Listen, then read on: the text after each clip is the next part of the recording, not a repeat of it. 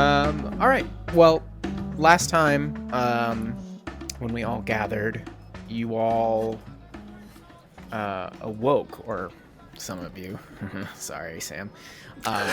Sephel and Indigo, you awoke in the bullet's lair after hazy memories of being carried off by someone. And as you guys awoke, you kind of talked about what you had just gone through and how you have somehow made it back here, only to be kind of not disturbed, but what's the word I'm looking for? Entreated by a gray dwarf by the name of Sue, who came in with some meats and cheeses and breads for you, and basically said like, "Hey, I was in the tunnels as well. Came across you guys on my way out. Rough biz brought you back here. Glad you're alive." And was like, "Oh, hey, listen, me and my friend have noticed some weird, crazy shit is happening, and we would love your help if you're up for it. But it does mean we got to go back into the tunnels." And after a little bit of discussion, you guys were ready to kind of accept the offer to meet the friend, in which you did, and we were introduced to Sam's new character, a Dark Lake Triton by Cilia, and their giant riding lizard. What is their name again, Sam? D'Artagnan. D'Artagnan. I loved how you pulled that out of nowhere, by the way, Yeah. because you had no idea I was even giving you one. And after a little bit of conversation, Sue was like, "Okay, great. You know what? You guys, if you're cool with it, are going to help me get this red dragon egg because I want it, essentially." And while you're still kind of iffy and maybe not sure if she's truly on the level, you've decided to go along with things for now.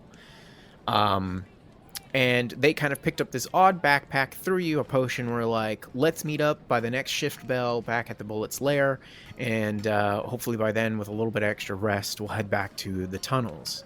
And you guys decide to go about some of your personal business. Indigo, you got your new Green Drake cloak, which I totally blanked on giving it to you, damn it. But you have resistance to acid and poison. And Sephel, you all made your way across town to find Dane, Ironhead, who was going to make you this crystalline weapon that after you kind of broke into his house ever so nicely, you found him in the second story of his building, kind of a blubbering mess, talking about seeing something, and a staff adorned with these crystals cut in a kind of star-like pattern. And as you picked it up, these swirling motes kind of detached from the center and started moving about it, and within your eyes you just see stars. And we're brought back to the present in this moment, and it's just a glimpse. But you have just seen galaxies and worlds in the universe in the glimpse of an eye, and just this weird connection to it before you are shunted back, and you are holding this staff with this mercurial, almost moving like metal at its base with this star pattern atop of it. And Indigo and Cilia, you didn't necessarily notice him disappear, but it was like when someone kind of gets that far off look in their eye, and then they're kind of like, "Oh, sorry, drifted off." You just see it for a split second, but yeah. What do you guys want to do? This is an item of immense potential and curiosity. Dane is still, like, he's fucking gone. He's insane, right? He's just, like, babbling in the corner. As far as you know, he's just he could be insane. You guys haven't done anything, I believe, medically to kind of determine what's going on. But he's yeah, like he seems very incoherent traumatized. right now. Yeah. Indigo, can you do anything for him? Indigo, who is a crab, Ah, snips their yes. pinchers twice, and then hops off and untramp swarms. Yeah, no, man, being a crab is great, but yeah, I'll check on him. I assume you're gonna touch the very dangerous magic thing. Well, I am holding it, like double fisting it already. Oh, that's why perspective's Whoa. weird when you're a crab. Slow down. You work with that. I'm gonna see what happened to the last guy who did that, and I'll go over to Dane. I'll help Indigo. I'll walk forward. Indigo, you are a healer then as well. Yep. My stock in trade. Ah. I go down and take his pulse and start trying to see if there's anything physically wrong with him, and then maybe do some psychological tests as well if I can. Okay, yeah, roll a medicine check. If you're helping him, he can do this with advantage, or you're capable of doing it on your own if you'd like. I'll give advantage. Okay. All right. Ooh, that's a 23. Thank you for the advantage. 23. You think he is suffering from some type of psychotic break in a way. And you've seen this look in your companions of they've seen something that is so mind-boggling or horrific that they are just kind of, it's almost like shock. They're in shock. That's the best way to put it. And the way they're kind of rambling on, it sounds like they're experiencing some type of hallucination. And they, as they're saying, I saw it.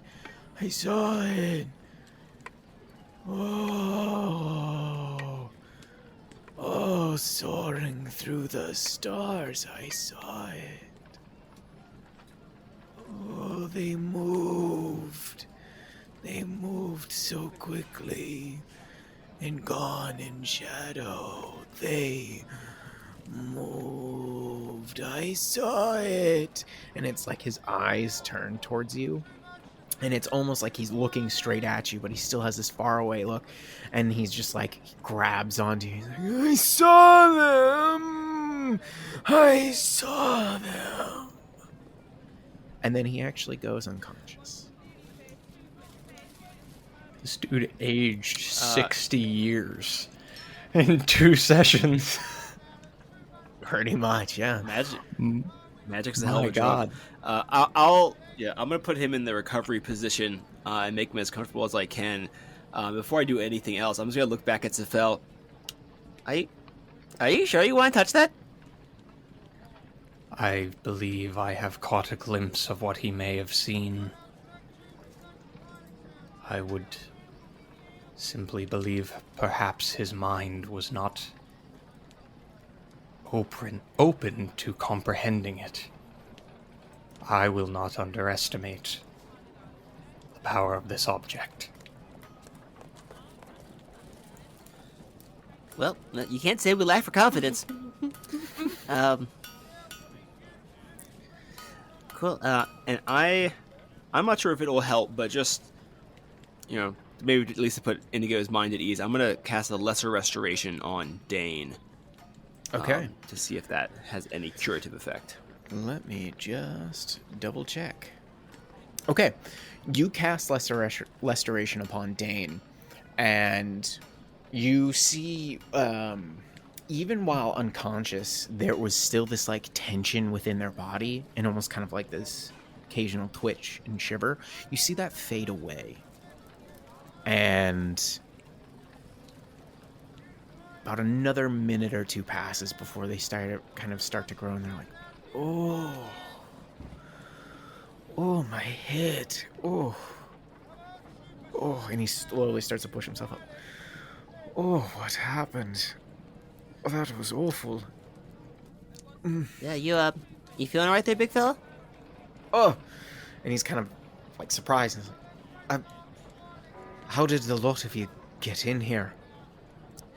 We broke into your home. Why would you break into my home?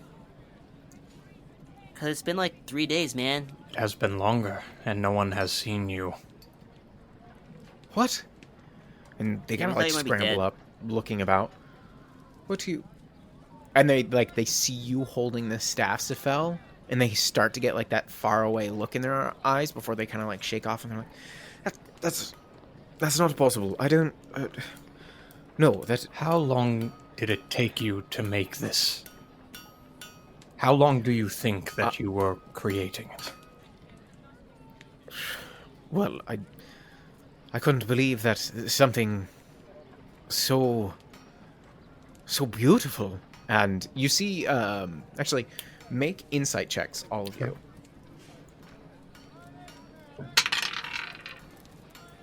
14. 14, good. 7. 21. 21, 7. Scylla, you don't really necessarily pick up on anything. But Indigo and Sephel, you realize as they're talking, anytime they look over towards Sephel, they're almost set, like, they'll look up for a second and then avert their eyes, and you realize that he's, like, either subconsciously, you believe subconsciously, trying not to look at the staff. Like, there's almost a compulsion not to look at it. And they said, well, you gave me such beautiful materials, and I having not really worked with it before, I decided that this was... I had to get started right away, and so I came back, and then I started cutting and refining, and then there was a very particular type of metal, and I wanted to try something with it, but I haven't encountered something that's had so much magic within it naturally, and then it kind of just came together, and then he's like, I'm sorry, it just kind of hurts to look over there. Yeah, But I don't honestly remember We'll, finishing it. Well, it would appear that you very much did, and we're very thankful. We were worried. We had heard that you hadn't been around for a while, and we found you in a bit of a stupor, and we were able to Scylla. This is our friend Scylla, and I were able to minister to you and get you back up on your feet here. But we can be going. We don't need to hold you up. But we can take the staff, I guess. But pleasure to meet you, Scylla. I'm sorry, I'm not at my best form. No, the way my stomach's hurting, I suppose it has been a few days. No, please, the staff. Just take it. It's fine. I think I'll be all right. I appreciate you if it really has been that long that you've come and check on me. Thank you. You need anything else? I feel it is a magnificent item. I haven't been able to inspect it in detail, but your craftsmanship did not disappoint. I'm very pleased that you're pleased with it, and I hope it serves you well. But please, I would prefer to be alone now, and perhaps to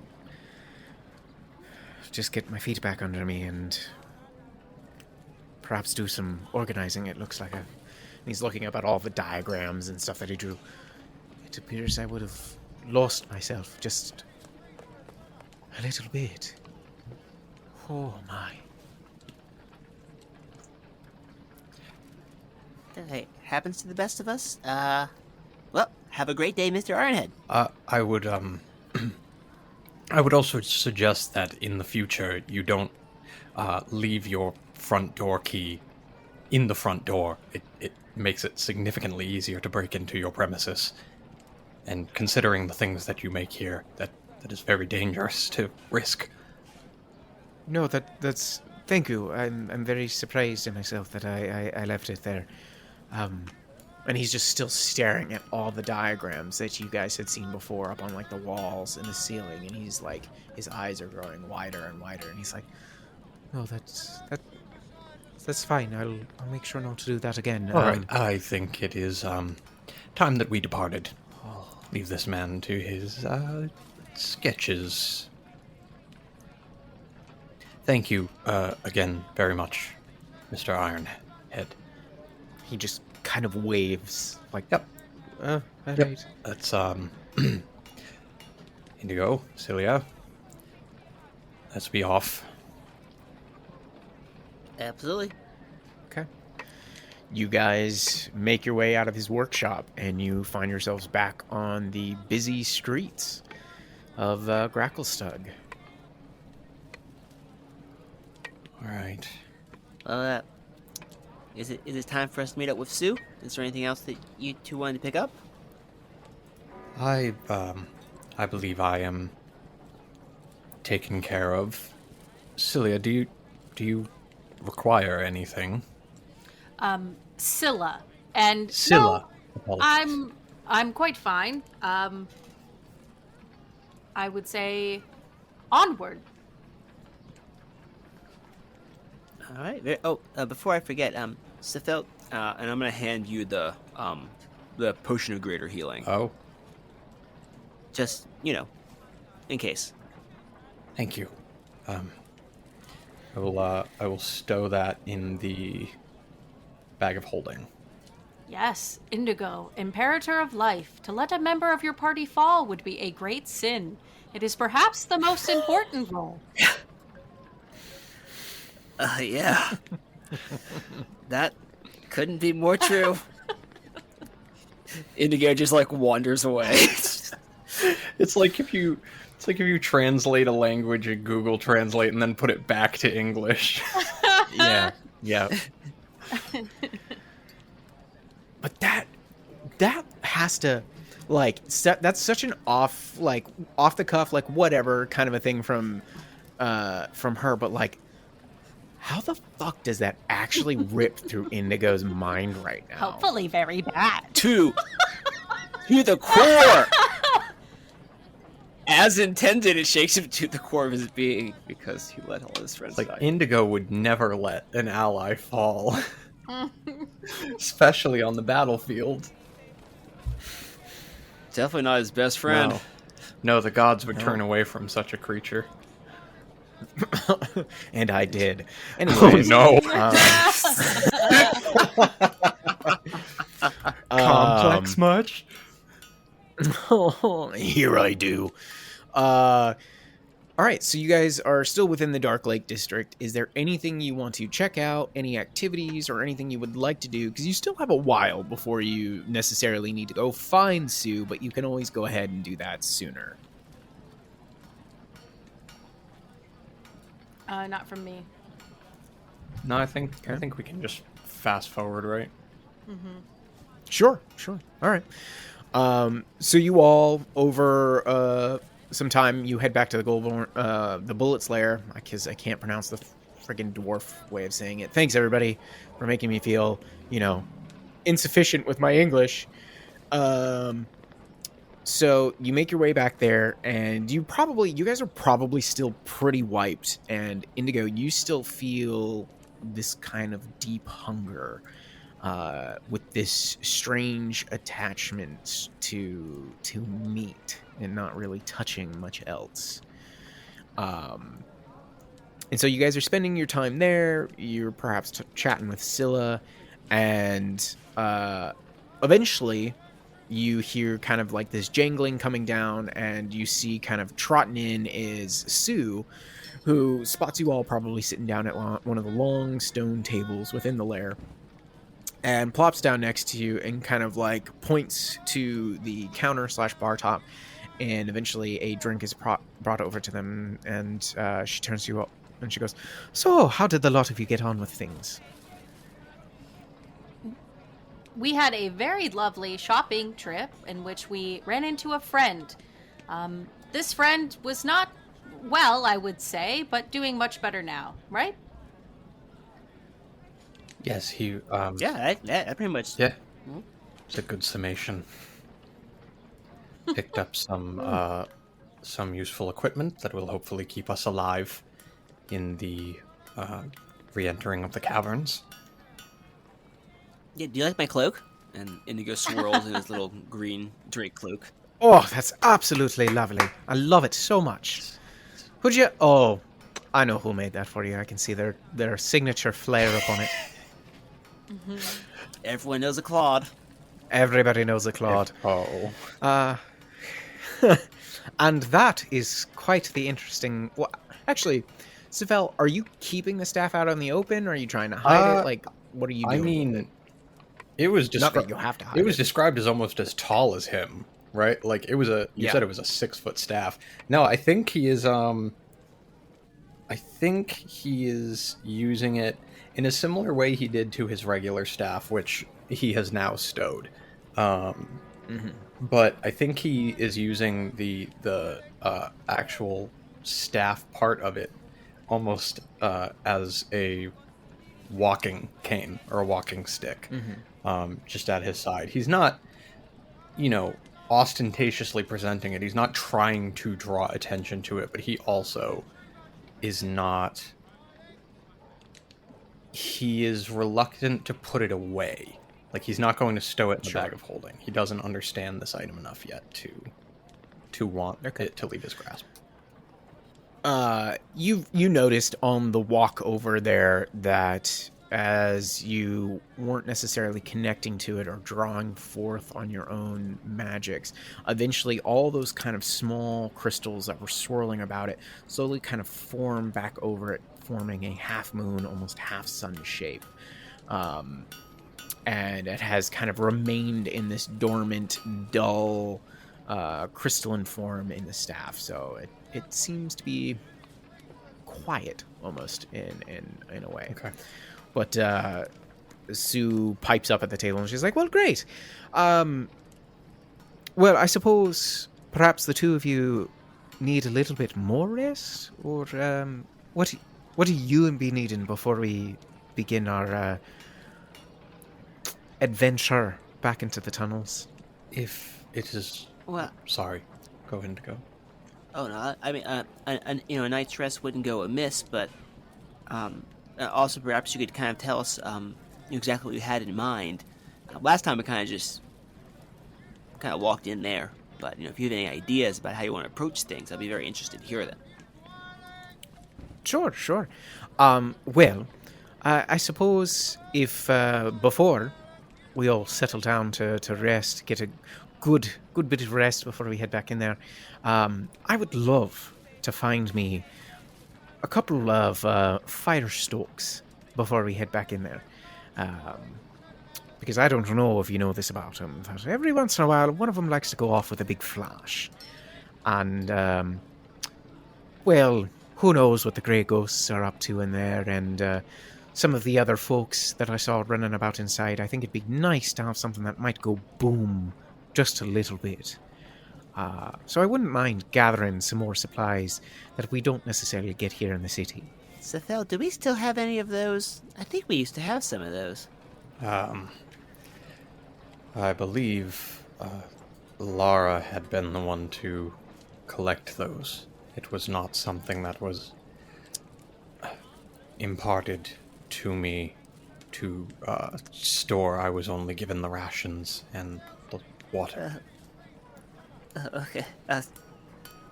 So, Indigo sobs quietly in the corner. Not to be insensitive, but that does mean that our destination may already contain what we seek. Okay. Well, she's kind of like looking at you and go, I mean, more hands is better, but I'm not going to push anybody to come looking with me. It was just an idea. We also don't have to do it.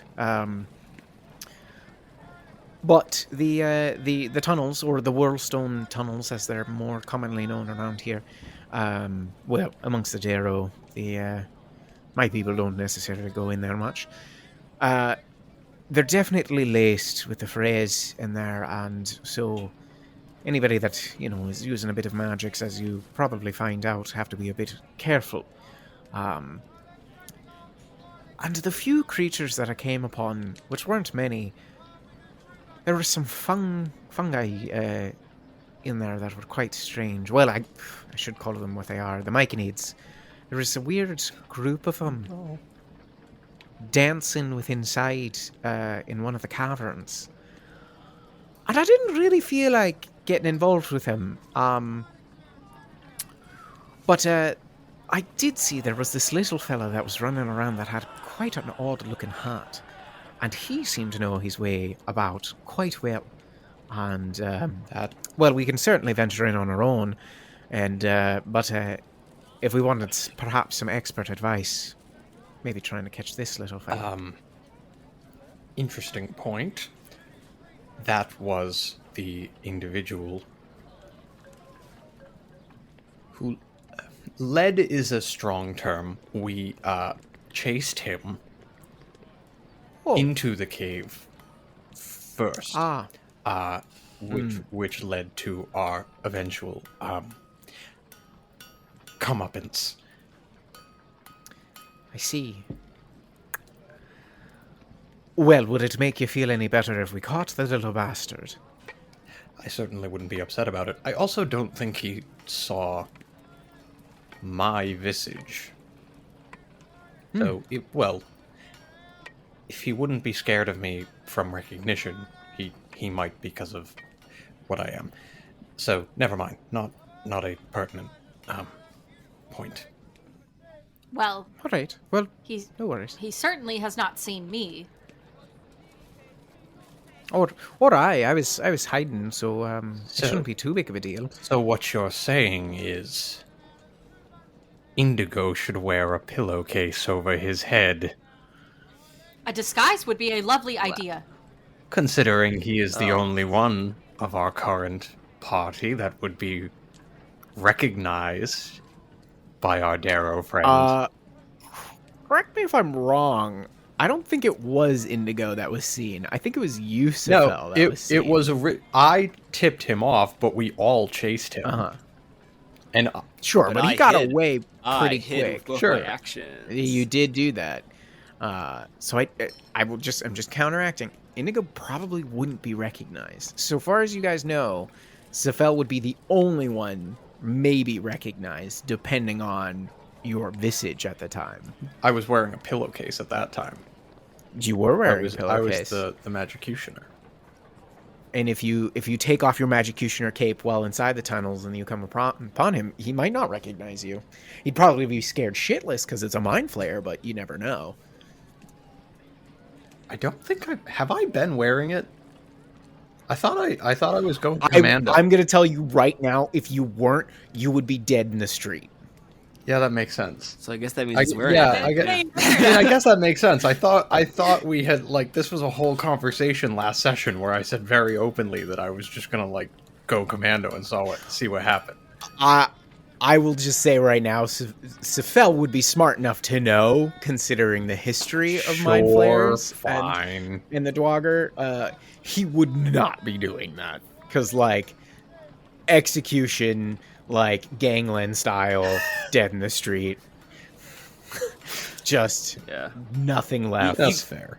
You can show Sue, but Sue's... That's right. No, that's right. I was disguised in the room. You guys did throw the pillowcase back at me. Yeah. Lame. So she wants to gather some fungi/herbs that could be of use within the tunnels. You do not have to do this. You can take whatever precautions before. She said that you could capture Droki if you potentially wanted a better idea, maybe, of what the Whirlstone tunnels layout is, but no guarantees. You know that there are apparently some fungi myconid in there, but otherwise... you don't have too much knowledge of what's going on in there. Other than the Grey Ghosts are in there, and somehow Sue got her eyes on the Red Dragon Egg. I think Indigo would be inclined to help Sue with the foraging. Okay. Because we already tried to catch Droki, and he was really fast. Yeah, that did not go well last time. And also, Yeah. if Sue has already had eyes on the egg, then in theory, that means she at least has been in the general area that we need to head. So I think she would be able to lead us, possibly. I imagine you guys kind of like discussing this more so with Sue, and she explains that like she was in there for hours, and either due to the Ferez and like she's pretty damn good at what she does. Like she has no problems going into a weird place like this on her own, and so she assumes it's the Ferez or something else was going on. She had a really hard time navigating her way through initially. She feels decently confident that she could probably try and retrace her footsteps. But considering she's only been in there once, she's not 100%. She's like 75% sure she knows where she's going.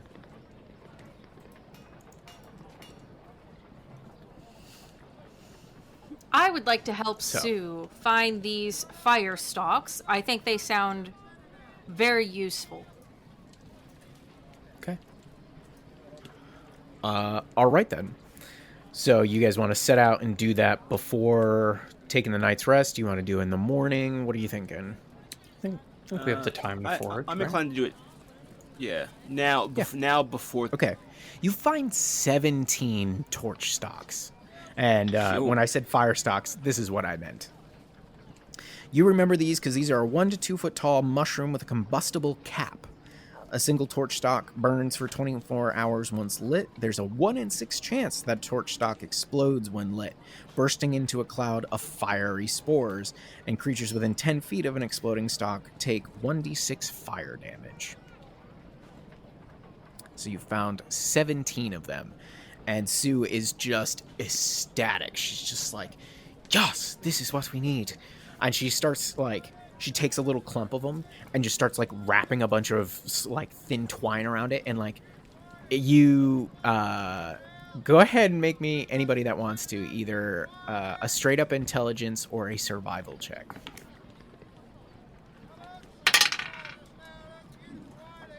Dirty 20. Okay, great. Natural 1. Fuck. Sephel. I withhold. Scylla, you have seen Sue do this before, and this is like a trademark of hers. She's basically making fungi dynamite. Mm-hmm. And so she takes these 17 stalks and makes a bunch of small bundles, and essentially there end up being 4. And she hands one to you, one to Sephel, and one to Indigo. And she's like, try to be wise about this, and I'll try to show you before we go on with this. But there's a small chance, and it's increased because there's a few more stocks here. But, well, it's a lot more fun when we get to use it. So you each essentially have a stick of dynamite. That will Absolutely. do 3d6 fire damage when lit and thrown. But you have, like, seconds to do it. You cannot light it and hold it. You have to light it and throw it. Hell yeah. Yeah, absolutely. And because you got such a high roll, I'm going to let you roll one more d6, Andrew. Ooh. That's a 4. Okay. You find something that Sue is like, oh, be very careful with that.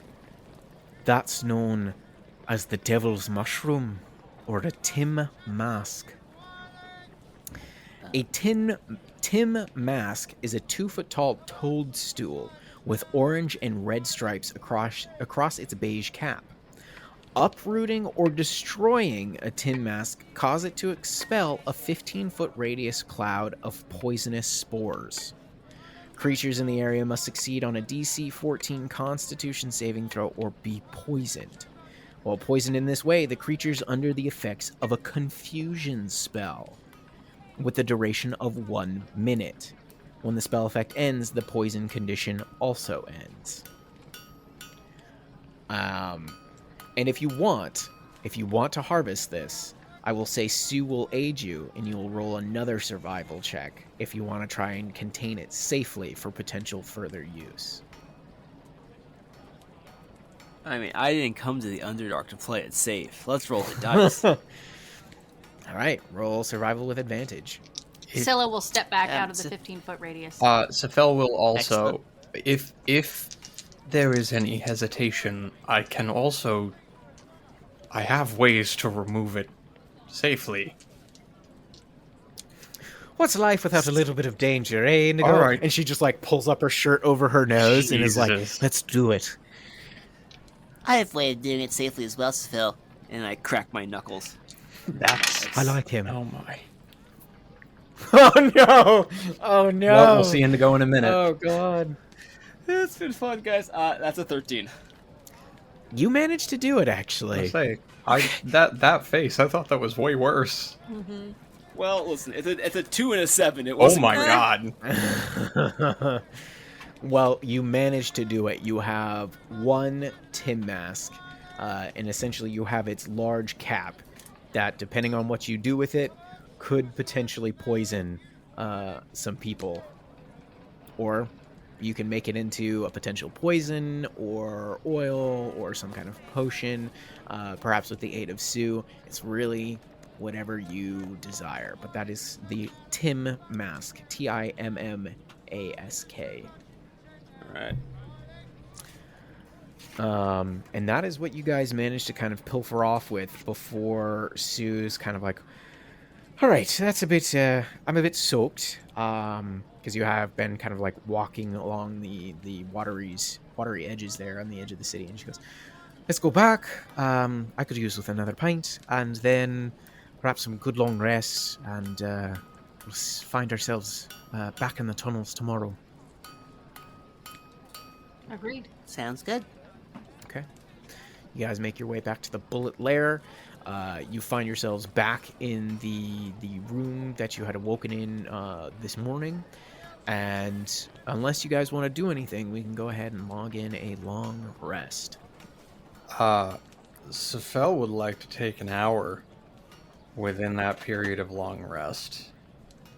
Mm-hmm. And focus intently and uninterrupted, trying to ascertain the nature of this staff. I would like to attune to it, please. Sure. Well, considering how long it takes everybody else to rest, you have more than enough time to do that. Excellent.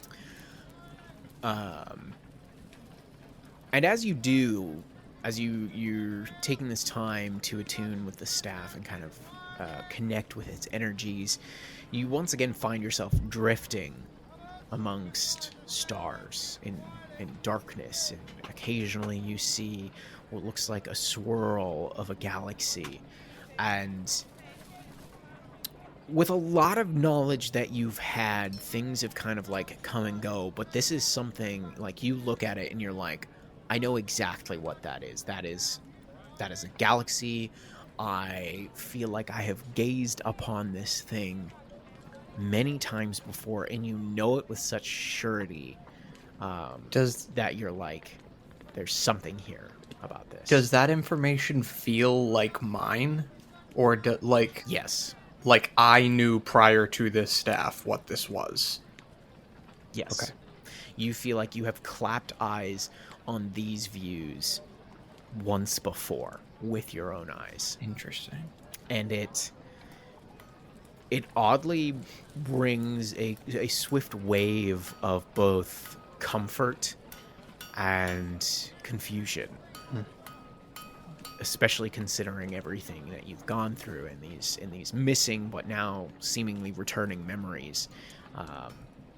You're not sure what its significance is to you yet. But eventually, as you've finally finished this attunement with this staff, you kind of pull back into the room once again, and you see those different crystals rotating around it once more. Interesting.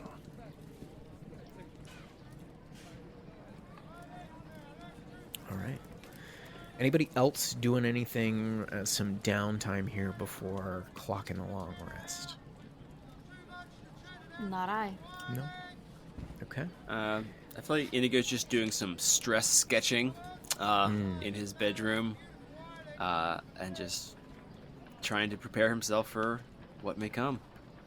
Okay. All right. Well, go ahead if you guys need to. I don't think you need to, but you can click the long rest in case you've expended anything. I think But you are... sorry. Go I ahead. think just for flavor, I think Scylla sleeps in the bathtub. Okay. Sure. Runs the water, feeling a little bit more comfortable. Climbs in, I got you. takes a break. All right. Well, you all wake the next morning, and everybody except for Sue and Indigo, I need you to make me a Constitution saving throw because of the smog. You said everybody but Sue and Indigo? Yes. No, not Indigo. You, Sephel. Oh, okay. Yeah. You remember there's the disease that Lara was Yes. suffering from here in the city? Yep. I got a 15. 15, you're okay? So, like, does a 5 pass or not? No. No, my friend. You have the grackle lung.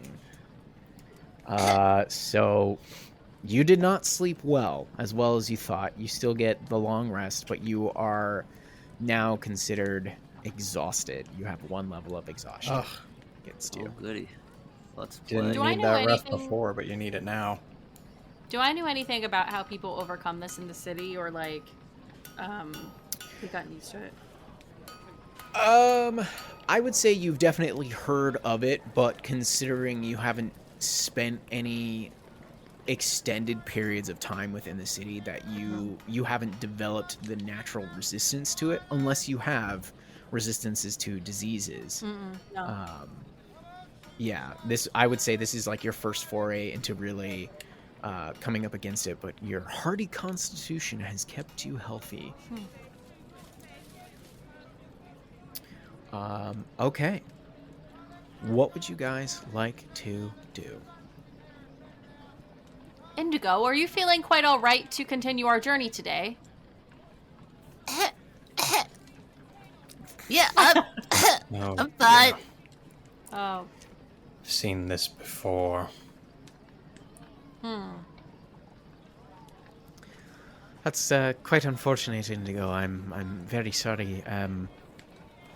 I mean, you are a person of the faith, though. Couldn't you do something to help yourself? Yeah, unfortunately, that would take a like if only I could, On a scale of 1 to 9, what kind of power do you think that would... I would need to restore myself really greatly, and I just only feel like I could do it lesserly, Well, don't sell yourself short. You do fine in a pinch. knowing one's power is very important. He's very humble. He's good at what he does.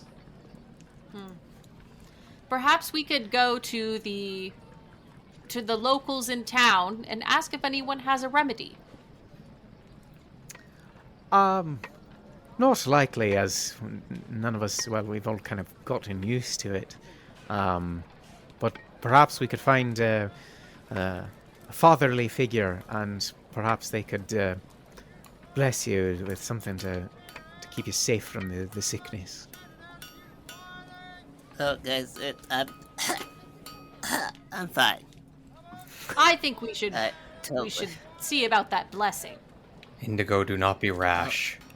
This ailment could very well have contributed to Lara's failure.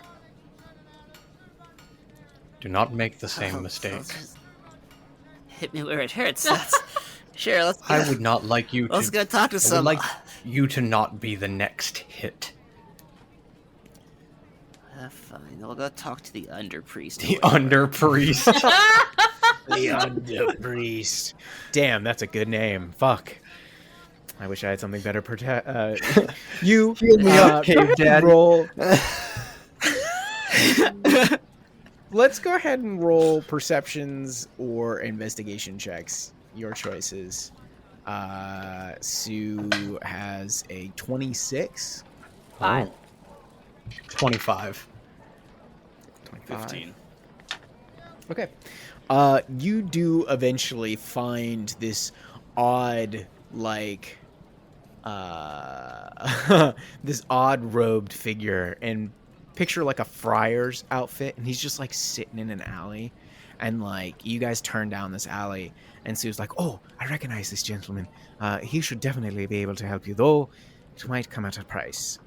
And this small, hunched over figure is like talking to this gray dwarf couple, and he like turns his hooded face towards you, and the couple, like, he turns back to him, and there's, and they kind of run off, and then he like puts his hands into his robed sleeves, and he just like turns and bows, and he's like, "What can I help you with?" "I am Yosef, Hello, Father. the undercleric."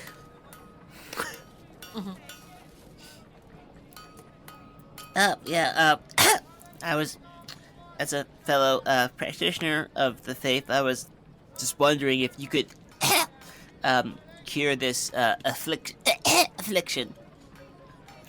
"Ah, yes, I see you have not been blessed by the gods to save you.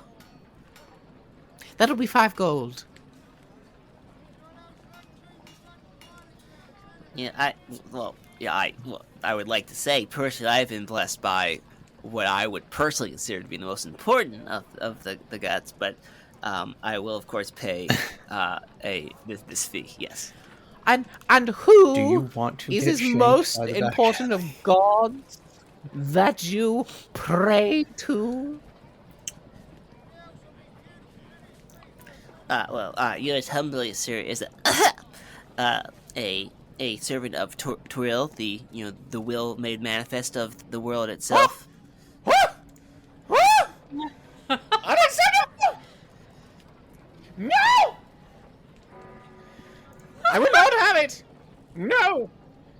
It's Lara, Deepdweller, Dirinka, or the Stone Bones. How dare you presume that they are not as high as that one? That'll be 10 gold now. Well, I mean, alright. 10 gold. And you get to do a blessing in the name of Proal. Why are you doing this? Why Stay out of this. would I want any blessing of Toril? That heatheness of a god. Okay, buddy. Let me stop you right there. Proal is the world made known. Please, you'll have to understand that all the good things around you, this fine cave ceiling, and all that is beyond it, is just the manifested will of the mighty Proal. We can all agree on that, right? I think not. No. Well, if your great will of Toril was so good, then you would have been fine waking up this morning, and you wouldn't be so sick. But it seems your weakly blessed lungs can't keep up. If only you had the great Lodiger, the god of self-reliance, defense, and survival, could help you.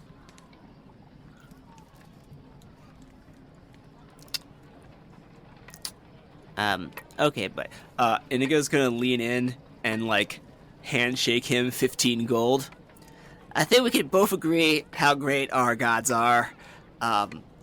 Let's just take a flyer on this one, buddy. Absolutely. Thank you for your contributions to the Lodiger funds. And he's like, poof, magic bitch! And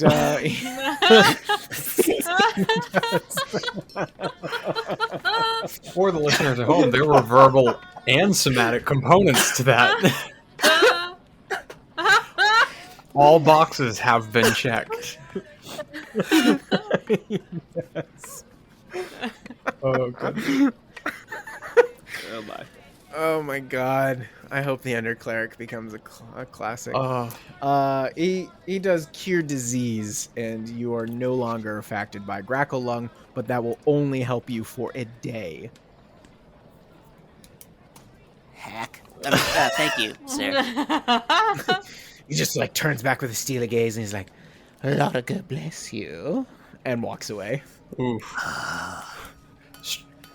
Indigo's like rubbing his temples. Can't believe that guy technically outranks me. It's his total crap. Are you? I've never seen you that confrontational, unless it was against me. Are you okay? I don't like taking blessings from other deities. It's really the buzzkill, Sephel. I did not see you pay him.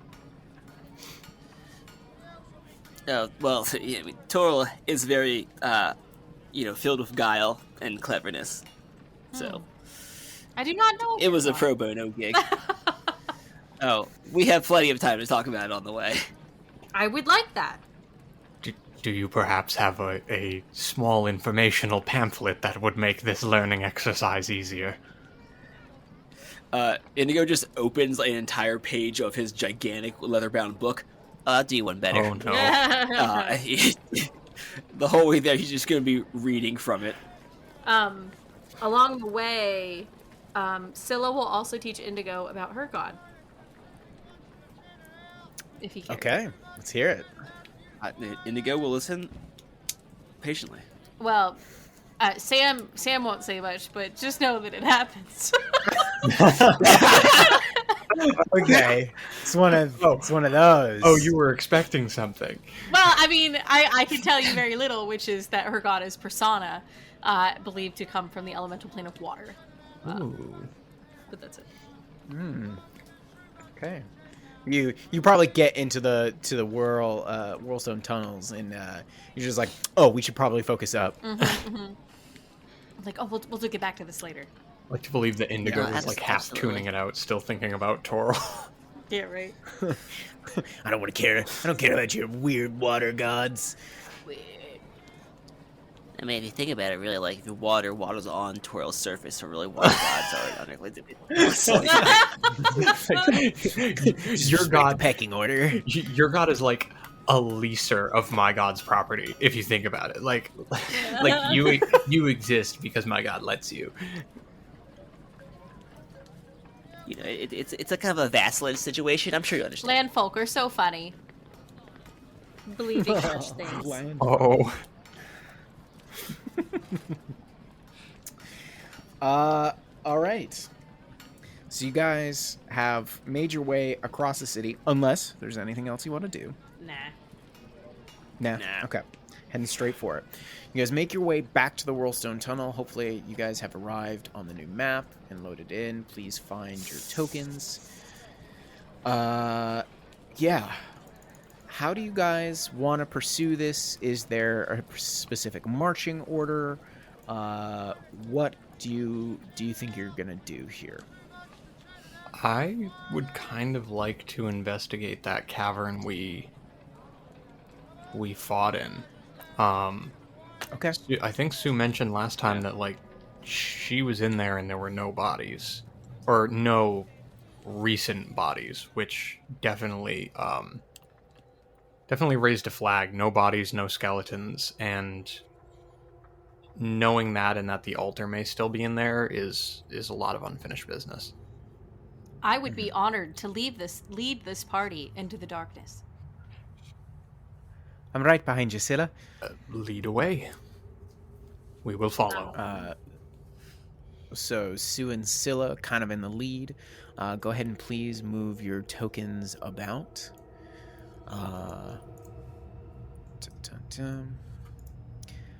And go ahead when you guys are ready, as you start making your way into the large cavern. Go ahead and make perception checks.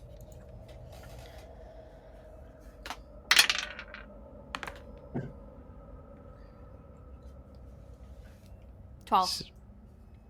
16. 16. 25. Ooh. 25. Okay. We'll do Sue here. It's a 7. Yeah, she's not that much better. Okay. You guys look in to the room, which has probably got to be bringing up a lot of really, really bitter emotions and probably flashes of what just happened not that long ago, in your minds at least, but it has been a few days. And as you enter in, you still see mostly the large spiral of desiccated corpses that had been here before. You do see to the south of this cavern, there's still that long furrow from when Arthur had used their smite, and their swing had carved basically through the ground when they had tried to attack Bupido. You see the large crater where he had finally smashed him, and you still see like kind of a bloody, gory mess in the bottom of it. The things that are missing: you do not see Lara, and you do not see Arthur. The thing you do notice that is extremely surprising and shocking to you is that the large tree humanoid-like figure of an altar, besides the stone that laid in front of it, has mostly been destroyed. And it looks like something went at it. You see similar markings to what Arthur had done in his kind of like attacks before, where there's these strange impacts of force, but you see bits and chunks and pieces and of bodies and this makeshift wooden structure that had been constructed underneath the bodies to kind of hold them up in this horrible design. And that's what you guys see. It's very strange. These, the markings are like Arthur. What he would produce.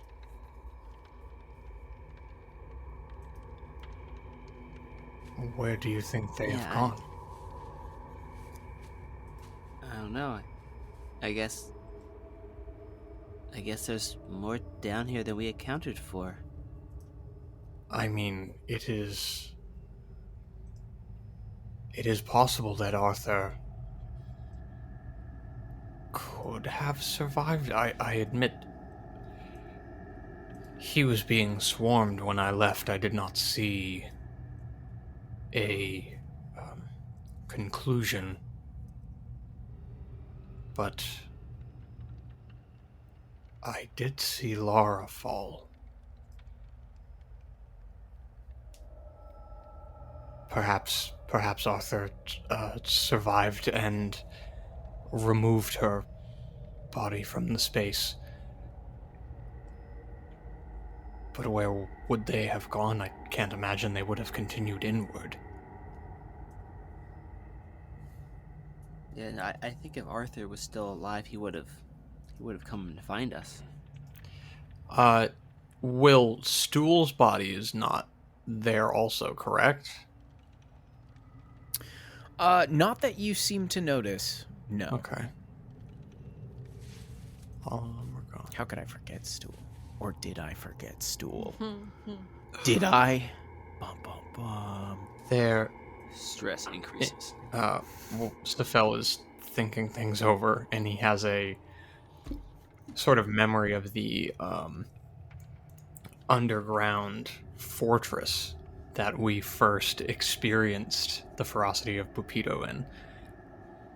There is another option that either seems unsavory or peaceful, depending on your perception. There are myconoids down here. We have seen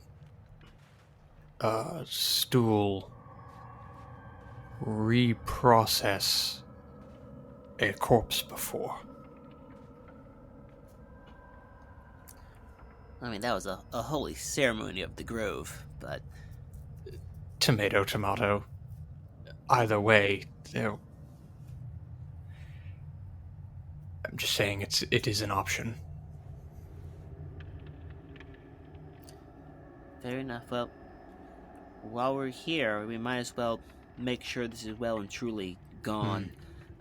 Indigo's gonna step up to the altar and is just gonna blast it with sacred flames until it's really destroyed. Okay.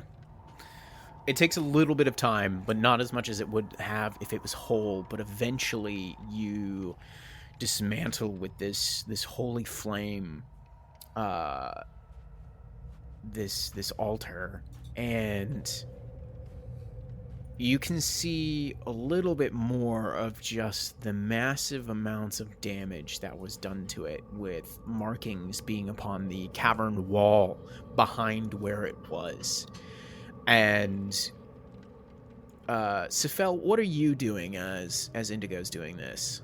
I think, I mean, he's just sort of taking in the space, trying to think of, what happened here. Like, I'm sure there are plenty of flashbacks to him fleeing, and there's emotion there, but I think he's just trying to take in and process the space, see if, I guess I'd want to see if anything was disturbed or if there's any signs of what might have happened post fleeing. Sure. I would say, depending on how you want to look for these things, you could do investigation or you could do something else. How do you think Sephel is going about this? Is he doing it some kind of magical way? Is he just trying to use his intellect and picture, like, find clues? I think this would be a purely intellect. He's sort of just taking in the space, seeing. I mean, he must have a good memory, so I'm sure he is just trying to see inconsistencies in the space or anything that looks, I was going to say out of place, but this entire room is insane. Sure. You are welcome to do investigation or survival then. Indigo, could you go ahead and give me an insight check? That is a 24. Wow. Okay. Do you have religion, Indigo? I actually do not. Okay. I am not all right, trained that's fine. in it. That's hysterical. No, well, hey, I mean, he's a different type of No. cleric. Don't shit on him. He just fought a back alley doctor over his god. It's a fair assumption. I mean, he can still roll it. He's welcome to roll that if he wants to, but I think insight is sufficient here. You guys all kind of managed to put some pieces together here with your combined, like, looking about. Scylla, you notice that Sue actually comes up to you and she's like, up that way is where I saw the odd myconid kind of rolling about, and it's on the map here. You're kind of to the eastern end. That actually starts to become a tunnel, and that is where she's pointing. Like, that's where the myconids that she saw were kind of up and moving, and you see that there appears to be some recent tracks. Sue points out her own of, like, something came through here. And as you kind of, like, follow those tracks back into the room, and Sephel, you're kind of moving and looking at things about, it looks like something came up to where Stool lay and grabbed them and pulled them away somewhere. But eventually you lose sight of it. And I would say because of your survival check, that you, judging by the footprints left behind, this was some other kind of organic creature, potentially another myconid. You're not sure. Sephel, you notice that the dead body of Bupido is still there in that crater, still left there. What things he had on him that aren't totally destroyed are still there. Interesting. And you horrifyingly notice that there's a large trail in like a particular spot where you notice that there's like bits and pieces of smashed bone and flesh, like recent flesh. And you believe this is where you last saw Arthur standing. And it looks like, from the bits of clothing and flesh, like he got torn up and might have laid there for a moment, but then somehow got up and continued to move. And you can kind of make out this odd trail that makes its way to the altar, and that's where you kind of meet up with Indigo. And Indigo, you're not 100% sure on exactly what this altar was necessarily dedicated to, but Bupido made it sound like it was for him. He claimed to be some kind of god. But you see a weird smattering of different things here. Elements that are kind of like tickling on the edge of your brain, but you're not 100% sure. But there was a deep, horrible magic involved with this spot. And some kind of dark and utterly twisted spell was used here. And you feel between the two of you that something had happened to Arthur besides the attack of the skeletons, and that the damage that you had come across before destroying it must have come from him, but now he's just gone. And lastly, between all of your different checks, the spot where Lara had fallen, you don't find anything. You don't see anything. By all accounts, her body should be still laying there, but it's not.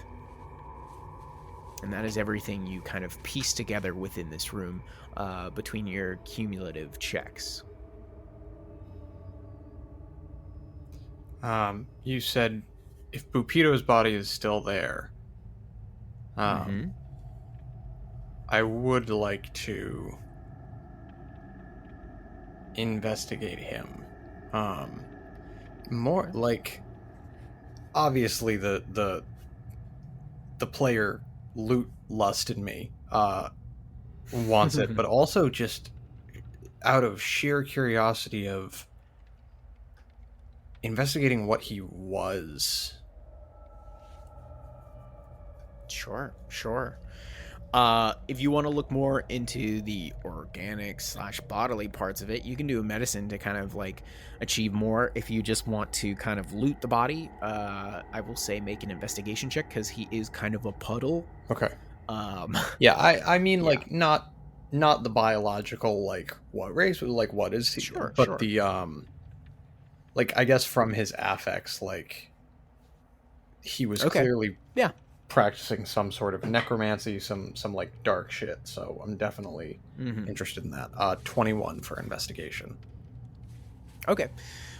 You find 4 daggers upon him. Okay. And they're all of like different makes and styles. One is serrated, one almost looks like it's forked a little bit. Another kind of looks like a run-of-the-mill kind of a thing, and one looks more akin to like a scalpel-esque. It's very, very sharp. You find a little dark pouch that has this weird kind of small amount of dust material inside of it that you recognize that he had pulled out at one point. And you find that there still remains something of a cloak there as well, and the bag with the type of powder in it and the cloak are radiating a small amount of magic. And from what you can kind of pick apart of the other belongings here is like you can see he had some kind of like weird little effigy / idol in his pocket that seemingly represents his own shape. you find like small rings and lockets and different belongings, and as you're picking through these, you would assume are small trophies picked from his victims. Oh, Jesus. And by all accounts is you're kind of putting things together. You're like, this guy was nothing but a psychopath and a serial killer who somehow developed a literal god complex and thought he was some kind of reincarnated or newborn god.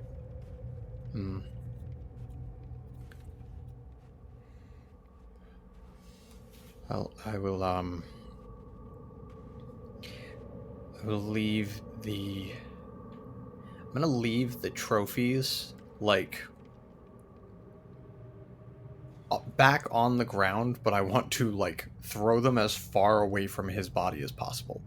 I do not want even his puddle to be near anything involving his victims. And then I will... okay. And you do that. Yeah. I will... pocket the small bag and the the cloak. The cloak was magical as well. I will pocket those to investigate them later, to see what they might be, unless we wanted to stop here and let me identify them, but I don't mind waiting for that. It's up to you guys. I think that the myconoids were this way if we would like to continue and perhaps find more information about where the body of your fallen mushroom friend went off to. I would like that information as well. Excellent idea, Scylla. Lead the way. And I will do that. Okay. Sue, right behind you, Scylla. Indigo and Sephel, or actually the lot of you, as you're starting to leave this chamber, you all hear a whisper. And it's like, please, please, please wait. Wait but a moment. What do you guys do? I'm going to stop and twirl around. Did you say something, Indigo? Wasn't me. Someone else is here. You see appear, kind of in the shimmering half-light, a ghost come up. Oh, jeez. And they are of small stature, and they appear to look like a gnome. And they go, excuse me, please, please. My name is Pelek, and I see that you are of good hearts, and perhaps you could help me. I trust you implicitly. What can I do? Oh, dear. Is this normal? Yes, he trusts everything. Well, that's not really a great idea.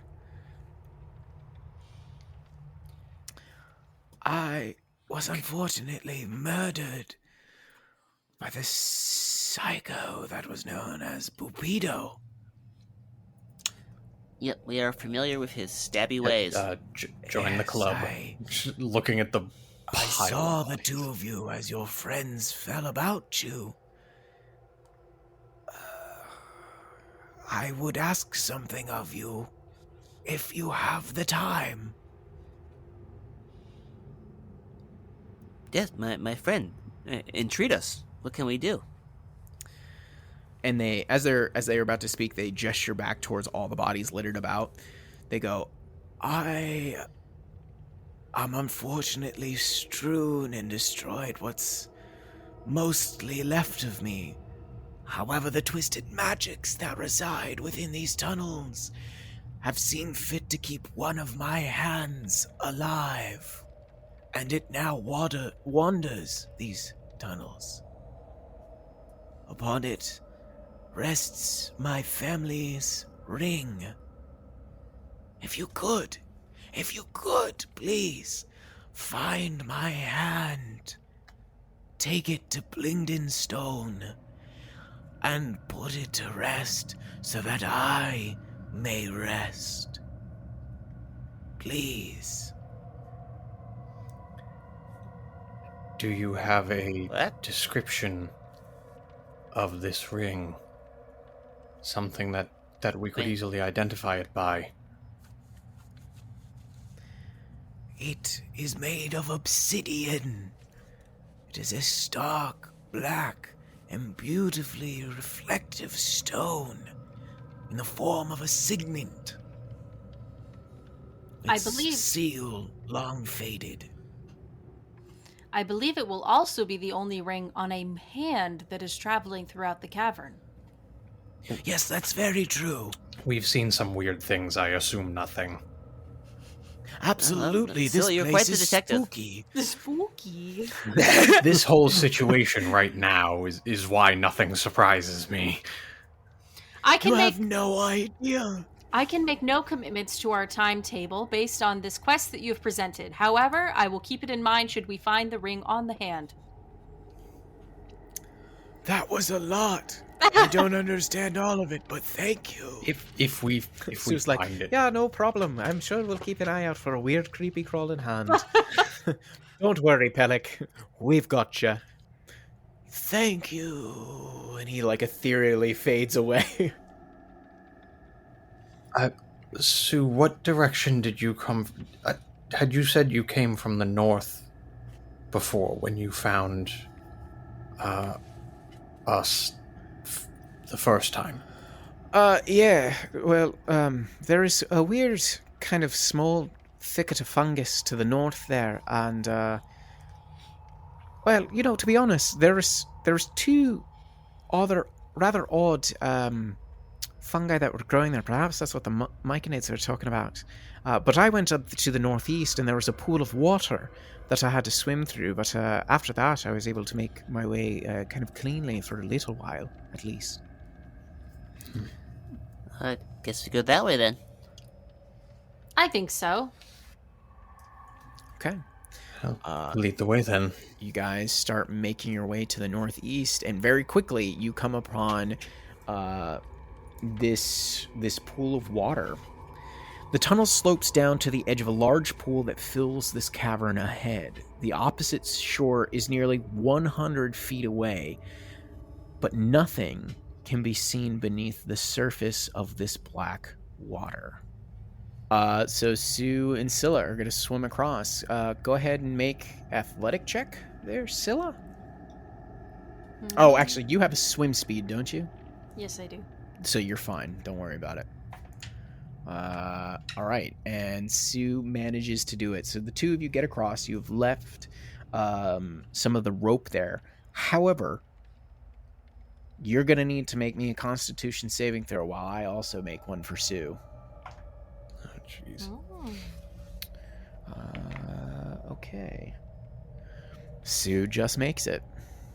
I got a 9. You fail. God damn it. And something will happen in a certain period of time. Oh, that's Cool. fine. But I'm on the other side? But you are on the other side, and you are holding onto the rope. You don't feel great, but you're like, oh, I swallowed a little bit too much water on my way over. Like, maybe I shouldn't have had that run through my gills. Mm-hmm. Okay, cool. Boys? Sue's like, come on, guys. Let's get a move on. Indigo, the rope is yours. I should be able to make my way across. All right. Yep. I'll take a rope if it's proffered and kind of use it to help pull myself across. Okay. Go ahead and make an athletics check. It's going to be extremely low DC because you do have the rope. 11. Okay, yeah, you make it across, no problem. But I am going to need you to make me a DC or a Constitution saving throw. Alrighty, let's see what I can do. Well, that is another 11. That is another fail. Oh my god. And within a certain amount of time, something might happen. All right. We're gonna have to go visit the under cleric again. So, Anything It's but gonna be that. real awkward. Sephel, what are you Yeah. doing? You burning some spell slots to get across just this No. little bit of water? No, so the fun thing, much like I do not have the amazing spell that is invisibility, I actually don't have any means of teleporting myself. Vortex warp can only be targeted on others. So, no, I am going to. What I am going to do is I am going to adjust density myself. Okay. To make myself lighter and more buoyant. Okay. And I'm just going to swim. Okay. Well, because of the density and the rope, I'm just going to say it's inconsequential to roll. However, you do need to make a Constitution saving throw. Is this against a disease? It is. Okay, well, I have advantage then. Let's hope it works. Well, one of those was good. And okay, let's go with the high. 19. You're fine. You pass. You get fucked. You weird tentacle dude. So go ahead and move your pawns to the other side. Alrighty.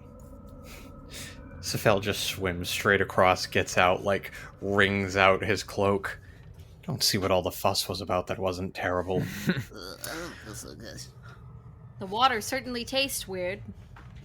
Yeah, no, I wouldn't Oh, have you're ingesting it. personally That would drank probably it, be but the issue. the waters are moving rather roughly. Right. I believe it was, I continued to the northeast, but then things seemingly are a little bit fuzzy. But I believe it's that way. Yes. All right. Well, we will follow your intuition until it fails us. All right. So you guys continue to the northeast, and not too long after you pass through the pool, you pass by another large thicket of fungus, and you see that there's kind of like a weird tunnel that actually kind of seems to have run in through a fissure in the wall that goes kind of to the north. But eventually, you keep going, and you come once again onto a fork where it goes north and to the southeast. All right, well, Sue, which way to the egg place? I honestly, I can't remember right now. I feel like it's there, like something on the tip of my tongue, but I don't know right now for some reason. It might be the phrase messing with my mind. What can we do in this case? Are we capable of finding tracks? Should we, perhaps think of an object? You can try any of those things if you want to. You can make survival checks looking for tracks. You can try to cast locate object or person or whatever. It's up to you. In this case, I would defer to the skills of Sue and Indigo. I am not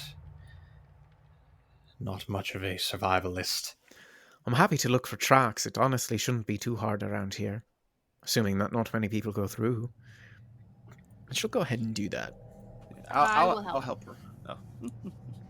Okay. We'll all help. Yeah. Great names. Great checks. She's got a 25 total. Hey. She says, and she points out to you all, there's a small set of tracks that seem to be going to the south, but another set that seems to be coming back from the north. But I don't see my own, so this must have been someone far more recently, like within an hour or two ago. Can I attempt to hear anything, like voices, people, movement? Sure. You can make a listening-based perception check. 4. You get distracted by the intensity of that weird whistling, chattering noise coming from the southeast, and you recognize it as the noises you heard when you came upon that fungi forest, that kind of seemingly impenetrable thicket, and that seems to be coming from the southeast. The impenetrable thicket is to the southeast. I think we should not go in that direction. Can't fault that logic.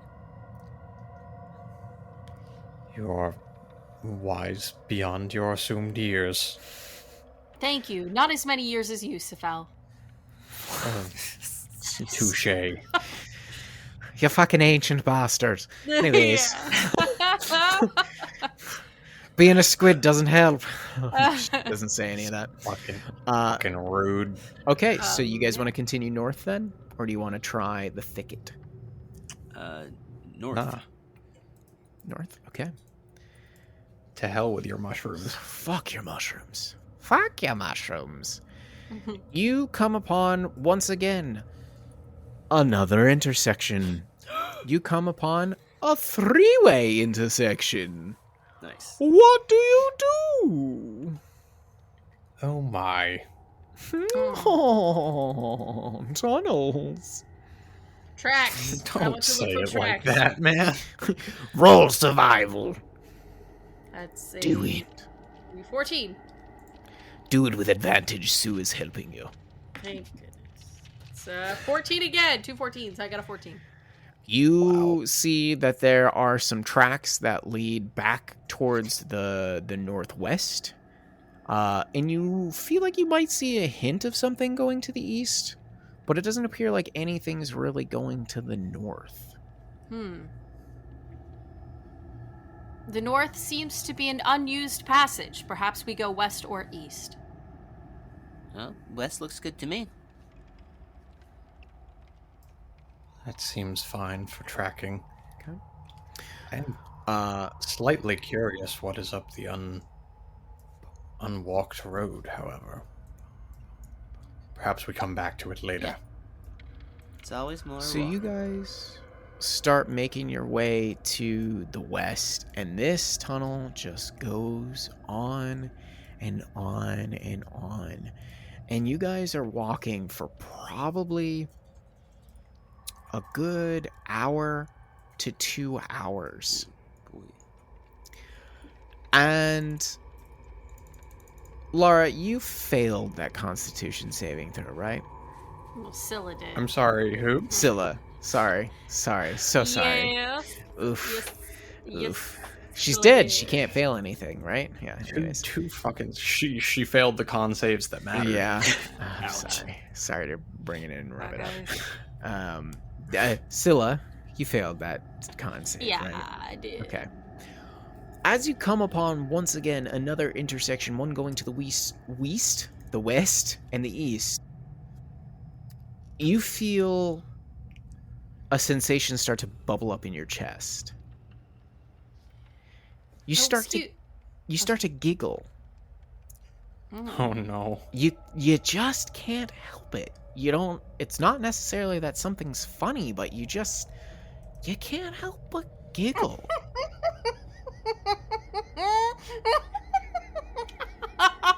And Indigo, you also begin to start kind of feeling this giggly sensation.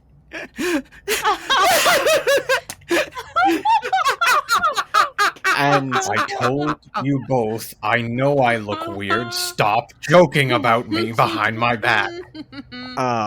Sue turns to you, Sephel, and she's like, "Oh no, no! This is not good. We don't need this right now."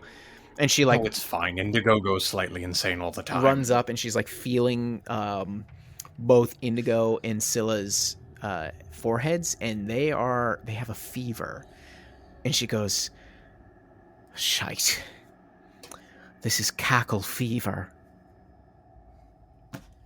And that's where we'll end it today.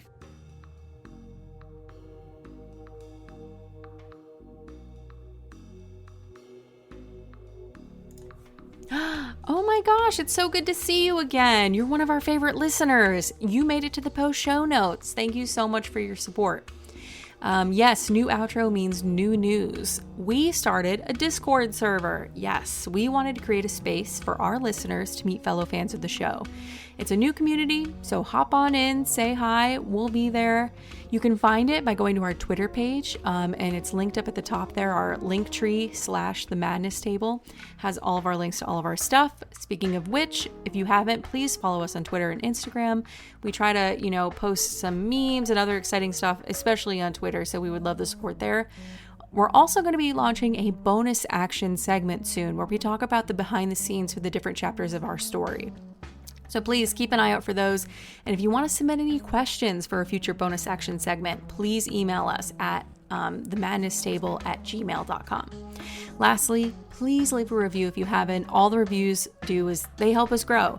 It's a quick, easy, and free way to show your support. And we always appreciate that. So again, thank you so much for listening. We hope you're happy and healthy. We'll see you next week when